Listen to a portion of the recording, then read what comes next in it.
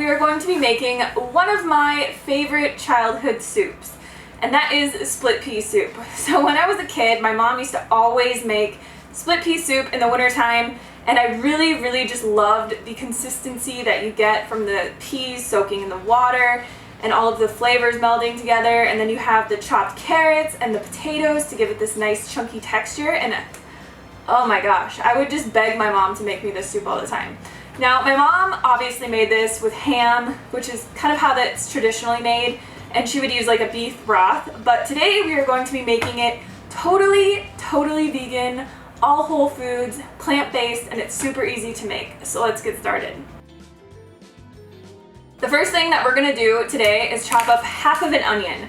One of you guys, I don't remember who it is, but you told me in one of my last videos, like, Hannah, seriously, you're freaking me out cutting that onion. Like, you need to learn how to cut an onion, girl. Look it up on Google. So I did actually look it up on Google, and I learned how to professionally cut an onion. And it's actually a very cool little trick, so I'm going to teach you guys that today. So the first thing that we're going to want to do is cut just the very end off of this onion. About 1/4 of an inch. I cut a little bit too less there. Then we're just going to take our onion and cut it in half, keeping this part on because it actually makes it so much easier to cut. Now we're just going to peel off the outer layer of this. And what we're going to do here is just take our knife and cut small cuts all the way through the onion.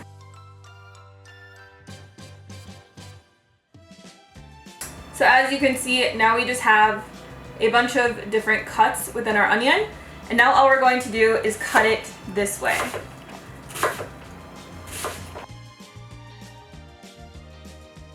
Keeping this part of the onion on keeps it from completely just falling apart and makes it a lot easier to cut.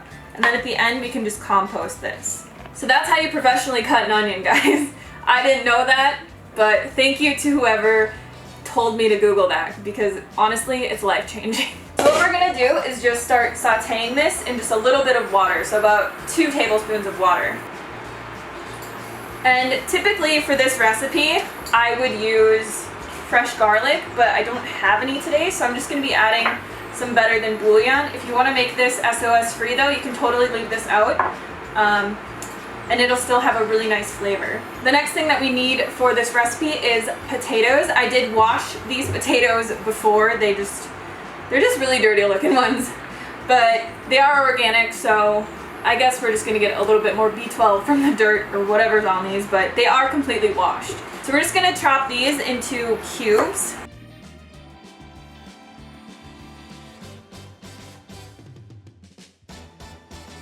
And then add this into our pot as well. Next we just have 2 carrots that I also pre-washed. I didn't take the skin off of these because some of you guys were actually saying that the skin is like the most nutritious part and just to scrub them really well. And I just want to thank you guys because I honestly learned so much from you guys that it's just unbelievable. Like, the longer that I'm vegan and the more that I make videos, the more that I just learn about everything, and thank you. So these carrots, I'm just going to chop them in half and then into small chunks. As we go, we'll just keep adding everything into our pot. So this recipe I actually just wanted to make on the stove because I know everybody doesn't have an Instant Pot, and I do like doing Instant Pot recipes, but just to make things like more versatile for you guys, we're going to do this one on the stove. If you want to do this in an Instant Pot though, you can basically just do the same exact thing and pour it all in there, put it on 20 minutes, and you're good to go. We also have this recipe in our Instant Pot cookbook, which I will link below for you guys. So I like a lot of celery in this recipe because I don't like to add a lot of salt or bouillon. So we're just going to be using 3 stalks of celery that I had pre-chopped up in my fridge and just dicing these into small chunks as well.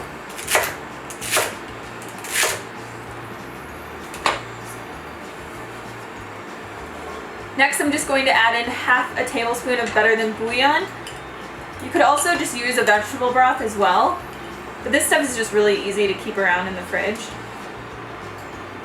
Then we are going to add in 2 cups of split peas. I have green peas, but you could totally use yellow peas as well. Or you could also use red lentils in this recipe if you wanted to, but it's not going to be exactly the same. Now we're just going to add in 4 cups of water. And we just want to give it a few good stirs while it comes up to a boil. So this is a recipe that I really like to eat over steamed rice, just to add in more carbs on top of all the carbs. It's really good because the rice actually soaks up a lot of the soup and it just gives it this really nice thick texture, and I just love it. Another couple things that I sometimes add into this is red pepper flakes, because you guys know that Derek and I like everything spicy, and nutritional yeast. So if you're actually making this SOS free, like I said, you could in the beginning, it's a really good idea to add nutritional yeast because it'll just give it another whole dimension of flavor that's just amazing. But you can also add this on right when you're about to serve it, and it is so good.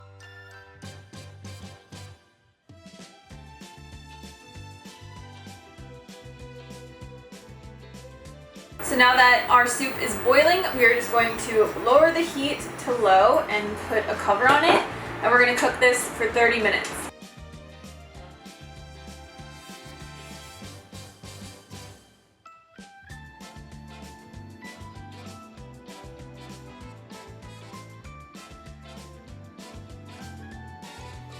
Setup going on right here.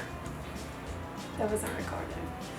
Damn, that fancy setup going on right here. Do it one more time. Here in man, oh man. Derek is now a southern boy from Louisiana, apparently. So I know that you guys missed D-Man in the last few taste tests. They're like, where's Derek? And then people in the comments would be like, oh, let me be Derek. Eats the whole bowl. I'll give it an 8. They missed you. It's so hot.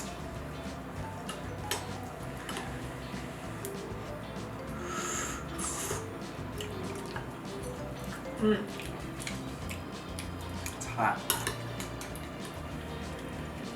It's hot, but it's good. Maybe we need to come up with a new rating system for me. Like something that I would rate something by. Would I eat it again? And it's like, if I would eat it again, then that means it's pretty damn good.